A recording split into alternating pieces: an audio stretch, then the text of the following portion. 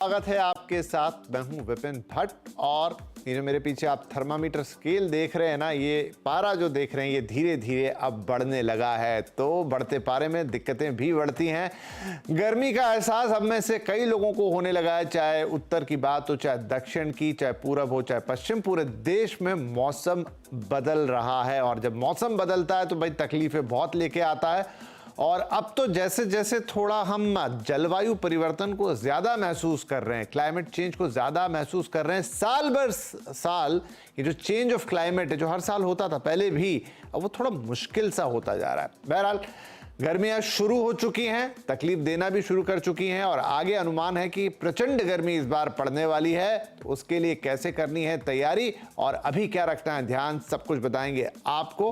पहले कुछ स्टैटिस्टिक्स, कुछ आंकड़े, कुछ बातें आपको बता देते हैं। मौसम विभाग ने एक चेतावनी इनफैक्ट जारी की हुई है और वो चेतावनी ये कहती है कि आने वाले दिनों में अप्रैल से जून तक ज्यादातर शहरों में भयानक गर्मी पड़ेगी। बाकायदा ये मौसम विभाग ने स्टेटमेंट जारी करके कहा है कि भयानक गर्मी इस साल पड़ने वाली है, तो उसकी तैयारी हमें करनी है। कई राज्यों में 40 डिग्री के पार पहुंच चुका है तापमान ऑलरेडी और पहुंचेगा भी। तो 40 डिग्री एक ऐसा तापमान होता है जिसके बाद तकलीफें सच में शुरू होती है। वो हीट जिसे महसूस करना कहते हैं वो है। देश के 23 राज्यों में हीट वेव का भी अलर्ट जारी किया गया है, यानी आने वाले जो वक्त है, महीने हैं अप्रैल में जून टू एन एक्सटेंट, आपको बहुत भयंकर गर्मी का इस बार सामना करना पड़ सकता है। इस बार टूट सकता है हीट वेव का भी रिकॉर्ड, ये भी मौसम विभाग ने चेतावनी जारी करके कहा। राजस्थान, गुजरात, आंध्र प्रदेश में प्रचंड गर्मी की आशंका जताई गई है। तो ये तो कुछ प्रमुख राज्य हैं, लेकिन इसके अलावा भी राज्यों में गर्मी होगी। दक्षिण भारत में भी हीट वेव का ज्यादा असर देखने को मिलेगा। तो देश का एक बड़ा हिस्सा इस गर्मी की चपेट में आएगा।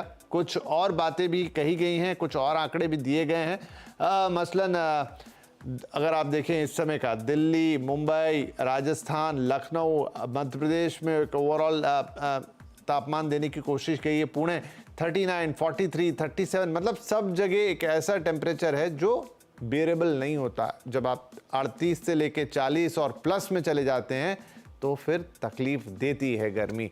तो अब पारा चढ़ रहा है, ऐसे में आपको क्या करना चाहिए, इसी पर आज होगी बात। आज हमारे साथ हैं इंद्रप्रस्थ अपोलो हॉस्पिटल के इन्फेक्शियस डिसीज में senior consultant doctor Jatin Ahuja, nutritionist and gut health coach Sheetal Bansal और आयुर्वेद के डॉक्टर आर के कोहली साहब। बहुत बहुत स्वागत है आप सभी का।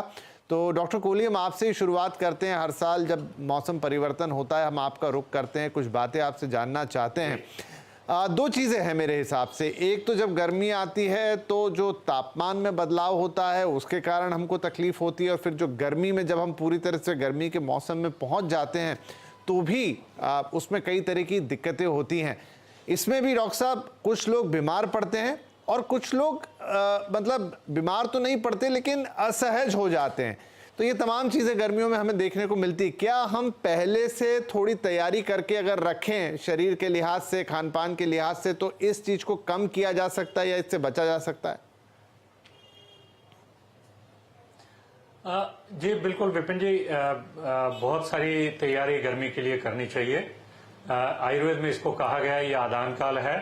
ये शरीर से, अपनी शरीर के अंदर से पूरी जितनी ताकत है उसको शोषण करने वाला ये काल कहा गया है।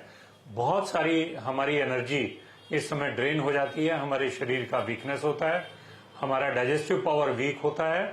तो इसलिए खाना उतना ही खाया जाए जितनी भूख है, ओवर ईटिंग ना किया जाए, गर्मी से बचा जाए। कपड़े कुछ ऐसे, आपने देखा होगा मैं अक्सर कोट में रहता हूं, आज मैं हाफ स्लीव शर्ट में आया हूं, तो ये एक प्रतीक है कि देखिए गर्मी आ गई है तो आप थोड़ा सा अपने कपड़ों को संभालिए, कपड़े भी मौसम के अनुसार लीजिए, खान पान अपना ठीक से रखें, पानी जो पिए वो साफ सुथरा हो, क्योंकि इम्यूनिटी बहुत कम हो जाती है।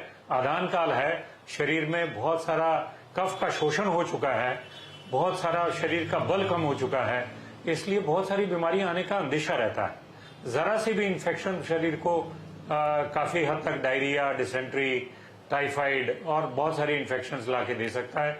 तो इसलिए इसके लिए हमको तैयार रहना चाहिए, साफ सुथरा पानी पीना चाहिए, कम खाना चाहिए, समय पे सोना चाहिए, समय पे उठना चाहिए, जो कहा गया लाइफस्टाइल को पूरा अच्छे से फॉलो करना चाहिए।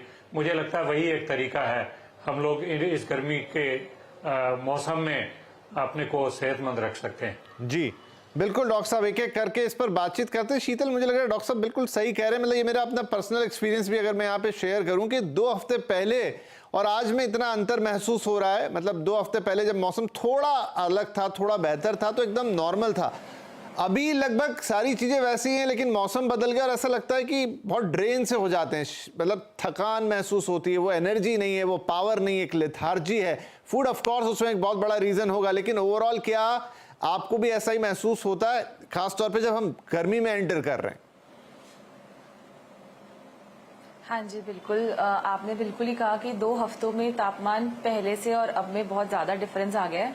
उसका रीजन है, पहले जब सूरज की धूप या गर्मी इतनी नहीं थी तो आपकी स्वेटिंग कम होती थी।